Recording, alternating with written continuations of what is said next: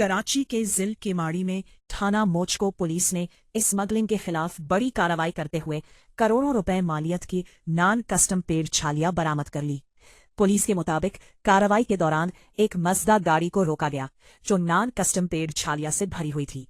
तलाशी लेने पर गाड़ी से 522 बड़े कार्टन बरामद हुए, जिनमें मजमूई तौर पर 1,25,280 पैकेट डब्बे शामिल थे। हुक्काम का कहना है कि बरामद होने वाली छालिया की मालियत 3 करोड़ रुपए से जायद बताई जा रही है। इब्तिदाई तहकीकात के मुताबिक ये छालिया हब बलोचिस्तान से कराची मुंतकिल की जा रही थी। कार्रवाई के दौरान मंजूर इलाही नामी मुलजिम को दफा 54 ज़ाबिता फौजदारी के तहत हिरासत में ले लिया गया, जबकि बरामदशुदा माल और गाड़ी को दफा 550 के तहत कब्जे में लेकर मजीद कानूनी कार्रवाई शुरू कर दी गई है। पुलिस के मुताबिक ज़ाबिते की कार्रवाई मुकम्मल होने के बाद बरामदशुदा सामान कस्टम हुक्काम के हवाले कर दिया जाएगा।